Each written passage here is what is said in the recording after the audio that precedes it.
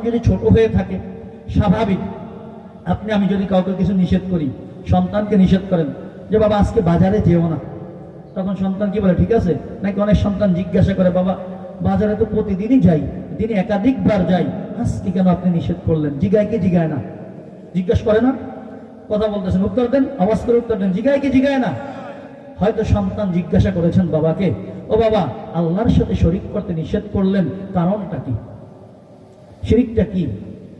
লোকমান হাকিম জবাব দিতেছেন, ইন্নাশ শিরকা লাযুলমুন আযীম।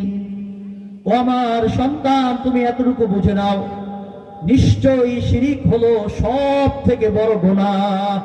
শিরিক কি বলেন? সব থেকে, ইন্নাশ শিরকা লাযুলমুন আযীম, সব থেকে বড় গুনাহ। কত বড় গুনাহ শুনবেন নাকি? কত বড় গুনাহ? আল্লাহ কোরআনের অন্য জায়গায় বলেন, ইন্নাল্লাহা লা ইয়াগফিরু আন ইউশরাকা বিহি ওয়া ইয়াগফিরু মা দুনা যালিক। নিশ্চয়ই আল্লাহ পাক রব্বুল আলামিন তার সাথে যারা শিরিক করে, আল্লাহর অংশীদার যারা কায়েম করে, আল্লাহর অংশীদার যারা প্রতিষ্ঠিত করে, তাদেরকে আল্লাহ কখনো ক্ষমা করেন না।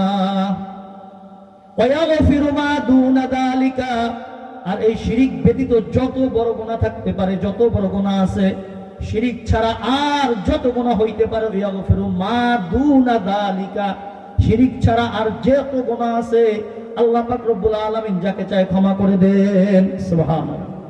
তাহলে শিরিক কত বড় গুনাহ বলেন? এত বড় গুনাহ যে এই গুনাহর কোনো ক্ষমা নাই, এই গুনাহর কোনো ক্ষমা নাই। আল্লাহ কিছুতে এই গুনাহ ক্ষমা করবেন না। এছাড়া যেই গুনাহ হোক, ওয়াগফিরু মা দুনা যালিক, হাত্তাকে এমনকি অন্যের হক নষ্ট করলেও আল্লাহ অন্যের হক নষ্ট করলে এই গুনাহ মাফ করেন না। বাকি মুফাসসিরিনে কেরাম বলেন, যদি বান্দা অন্যের হক নষ্ট করেও যায়, আবার এর উপর আমল করতে যায়েন না।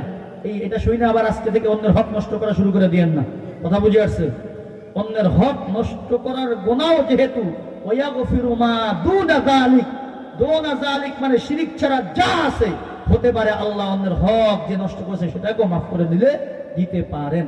বাকি মাফ করবেন এই আশায় আজকে গিয়ে ভাইয়ের নামের যে দলিল আছে, দলিলটা আমার নামে করে নেব, পাশের জমি যার আছে আইল ফেলা শুরু করব, এটা আবার করতে যায়েন না।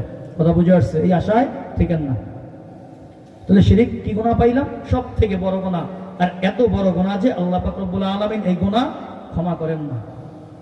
আমি মুসলিম শরীফের একটা হাদিস আপনাদের সামনে খুতবার মধ্যে পাঠ করেছিলাম। হযরত জাবের রাদিয়াল্লাহু তাআলা আনহু এই হাদিস বর্ণনা করেন যে যারা শিরিক করে এবং শিরিক করে না, এই দুইয়ের অবস্থা কি হবে কিয়ামতের দিন।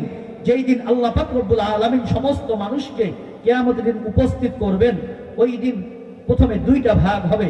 নাম্বার 1 যারা আল্লাহর সাথে শিরিক করেছে, নাম্বার 2 যারা আল্লাহর সাথে শিরিক করে নাই।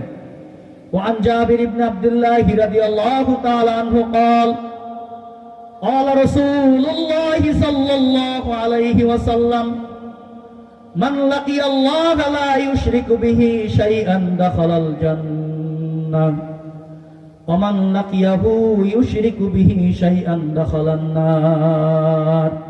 হিসাব একেবারে সহজ, একেবারে সহজ হিসাব। হযরত জাবির ইবনে আব্দুল্লাহ রাদিয়াল্লাহু তাআলা আনহু বর্ণনা করেন, আল্লাহ রাসূল সাল্লাল্লাহু আলাইহি ওয়াসাল্লাম ইরশাদ করেন, মান লাকিয়াল্লাহ, আল্লাহর বান্দা বান্দির মধ্যে যেই ব্যক্তি আল্লাহর সাথে সাক্ষাৎ করবে তথা কিয়ামতের দিন যখন আল্লাহর সামনে উপস্থিত হবে, লা ইউশরিকু বিহি শাইআ, ওই ব্যক্তির আমলনামায় আল্লাহর সাথে শিরিক করার, শিরিক নামক কোন গুনাহ তার আমলনামায় থাকবে না।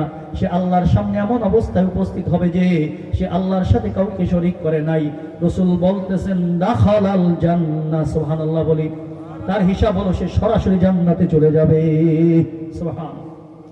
ওমান লাকিয়াহু ইউশরিকু বিহি শাইআ, আর যেই বান্দা যেই বান্দি কিয়ামতের দিন আল্লাহর সামনে এই অবস্থায় উপস্থিত হবে যে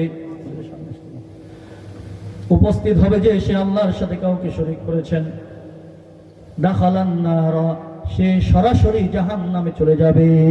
নাউযুবিল্লাহ। তাহলে হিসাব সহজ, বুঝে আসছে?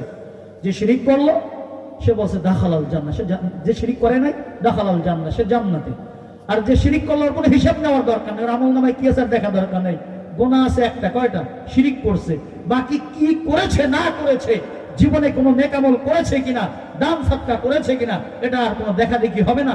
ও শিরিক করেছে, ওর আমল নামায় শিরিক পাওয়া গেছে, ডাইরেক্ট জাহান্নাম, নাউজুবিল্লাহ।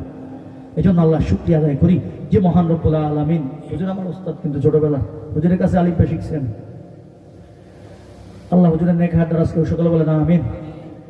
তো এই জন্য যার আমলে শিরিক পাওয়া যাবে তার আর কোনো হিসাব লাগবে না, সে সরাসরি জাহান্নামে। আর যে শিরিক করলো না, শিরিক মুক্ত ইবাদত যার, আল্লাহর সামনে গেল, কাউকে সাথে শিরিক করে নাই, ওই ব্যক্তি অটোমেটিক কোথায় চলে যাবে? জান্নাতে চলে যাবে।